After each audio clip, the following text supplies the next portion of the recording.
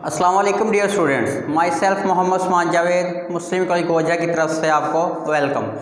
Students, हमने previous lecture में ना क्वेश्चंस किए थे, क्वेश्चन नंबर 6 पे और 11 पे डिस्कशन की थी। ठीक है कि उसमें हमने क्वेश्चन नंबर 6 में एक्स की वैल्यूज़ फाइंड आउट की थी कि एक्स की वैल्यूज़ कैसे फाइंड आउट करनी है। आपने डिटर्मिनेंट गिवन था हमारे पास, ठीक है। और क्वेश्चन नंबर जो 11 था उसमें हमें बताया गया था कि अगर ए सिंगुलर हो तो आप लैम्डा की कीमत फाइंड आउट करें।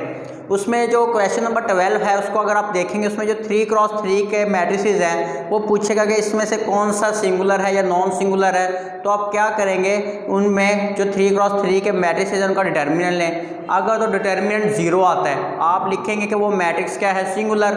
और अगर डिटर्मिनेंट 0 ना आए फिर आप लिखेंगे कि वो मैट्रिक्स क्या है, नॉन सिंगुलर। ठीक है। अब स्टूडेंट्स हम नेक्स्ट एक इम्पोर्टेंट करने लगे क्वेश्चन नंबर 17। बोर्ड्स के पेपर्स में बार बार पूछा गया है, इसमें से एमसीक्यूज भी काफ़ी बार बन चुका है। ठीक है, तो इस क्वेश्चन को ज़रा अच्छी तरीके से समझिएगा।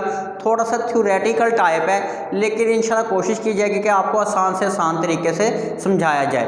अब स्टूडेंट्स एक बात याद रखिएगा, मैं सिंपल सा एक नोट लिख देता हूँ। If A is non-singular matrix, देखें कहता अगर हमारे पास A क्या हो, एक non singular matrix. Non singular matrix क्या होता है हमारे पास, जिसका डिटर्मिनेंट जो है हमारे पास नॉट इक्वल टू 0 हो, उसको हम क्या कहते हैं, नॉन सिंगुलर। एक बात याद रखिएगा, जो मैट्रिक्स नॉन सिंगुलर हो ना उस मैट्रिक्स का जो इन्वर्स है एग्जिस्ट करेगा। देन फिर पता क्या होगा, ए इन्वर्स एग्जिस्ट, उस चीज़ का इन्वर्स क्या करेगा, एग्जिस्ट।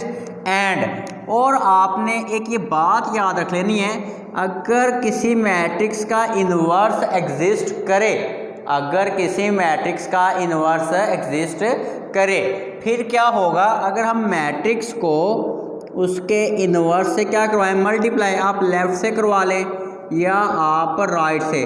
कहता आपके पास जवाब आएगा आइडेंटिटी मैट्रिक्स, आपके पास जवाब क्या आएगा, एक आइडेंटिटी मैट्रिक्स कि अगर कोई नॉन सिंगुलर मैट्रिक्स हो तो उसका इन्वर्स एग्जिस्ट करेगा। अगर आप इन्वर्स को मैट्रिक्स से, दिए गए मैट्रिक्स से क्या करवा दें, मल्टीप्लाई, फिर हमारे पास जो आंसर होगा वो क्या आएगा, एक आइडेंटिटी मैट्रिक्स। स्टूडेंट्स ये बात इंपॉर्टेंट है, ये आपने याद रखनी है, ये आपसे एमसीक्यूज में भी पूछी जा सकती है। ए इंटू ए इन्वर्स किसके बराबर है, आइडेंटिटी, या फिर ए इन्वर्स ए किसके बराबर है, आइडेंटिटी मैट्रिक्स। इस पे हम करेंगे क्वेश्चन नंबर 17। मैंने बताया मोस्ट इंपॉर्टेंट है, पेपर्स में बार बार पूछा गया है, ठीक है, शॉर्ट क्वेश्चंस में। तो उसको स्टार्ट करते हैं। क्वेश्चन नंबर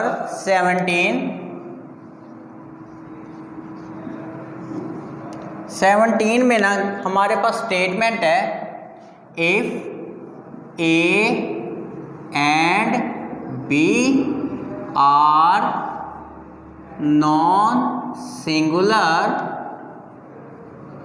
मैट्रिसेस,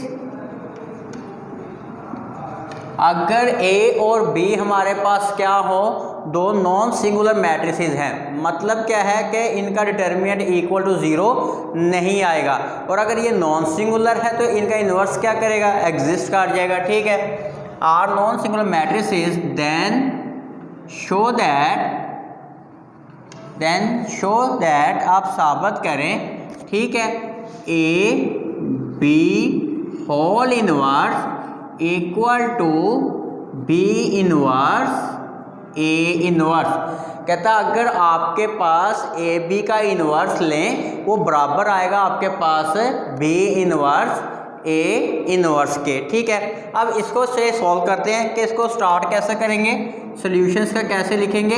एक बात याद रखिएगा, ये मैट्रिक्स है, ये है उसका इन्वर्स, ये क्या है आपके पास मैट्रिक्स, जैसे ये एक ब्रैकेट्स में लिखा है, ठीक है, ये मैट्रिक्स, उसका हमने इन्वर्स लिया, ये जवाब आ गया मैट्रिक्स का, यानी कि उसका इन्वर्स निकल आया। ठीक है, ये मैट्रिक्स का जो राइट हैंड साइड है ये इन्वर्स आ गया हुआ है, जवाब आ गया हुआ है। लेफ्ट हैंड साइड पे इस मैट्रिक्स का इन्वर्स लिया तो ये क्या आ गया, जवाब आ गया। तो कहता है ये आपने प्रूफ करना है।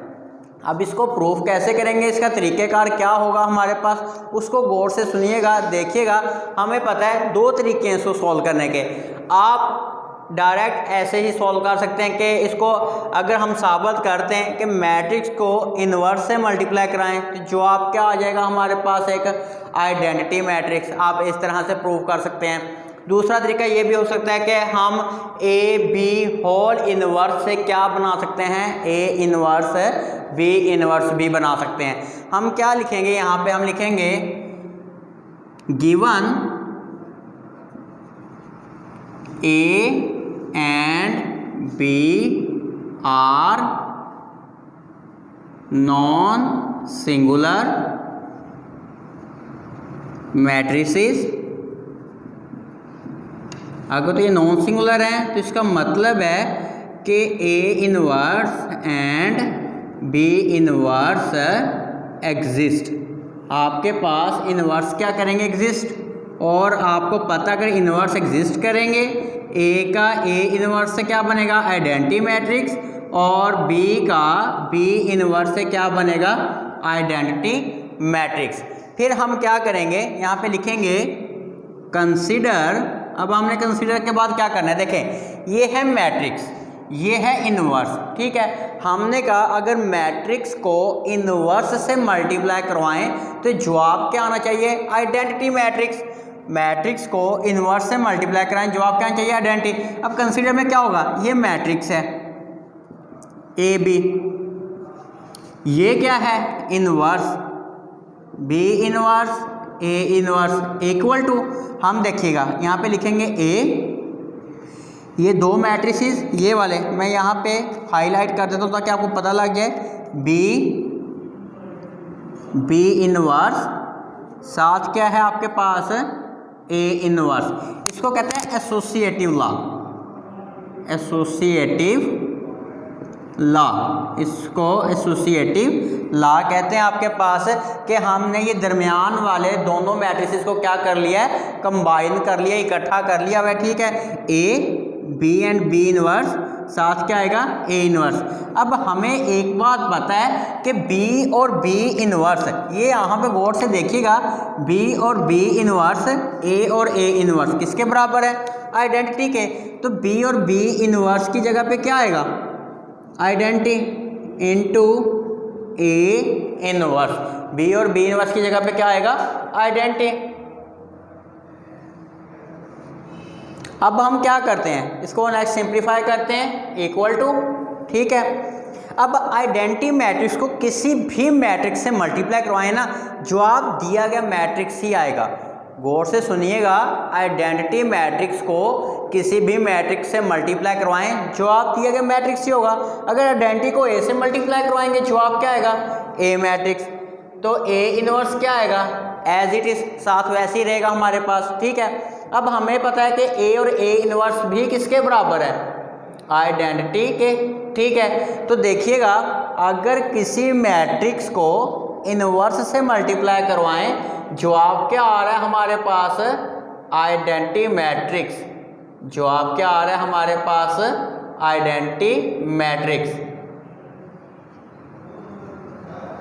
तो यहाँ तक आपका ये क्वेश्चन हो जाएगा प्रूव कि अगर किसी मैट्रिक्स को हम उसके इनवर्स से मल्टीप्लाई करवा रहे हैं तो इसका मतलब वो हमें क्या दे रहा है, आइडेंटिटी। या ऐसा समझ लें कि मैट्रिक्स को किसी चीज़ से मल्टीप्लाई करवाया, जवाब आइडेंटिटी आ गया, तो इसका मतलब ये क्या है, आपके पास इनवर्स है उसका, क्या है आपके पास उस चीज़ का इनवर्स।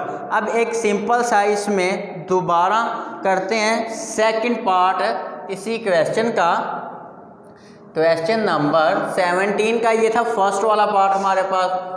ठीक है, हम इसका अब सेकंड पार्ट करते हैं, सिंपल सा है एक लाइन का, उसमें भी कहता है शो करें इक्वल टू क्या आएगा, ए, साबित करें कंडीशन क्या है, ए क्या है, नॉन सिंगुलर। अगर नॉन सिंगुलर उसका इन्वर्स क्या करेगा, एग्जिस्ट कर जाएगा। ठीक है, हमने इसको सॉल्व कैसे करना है, तरीका यही रखेंगे।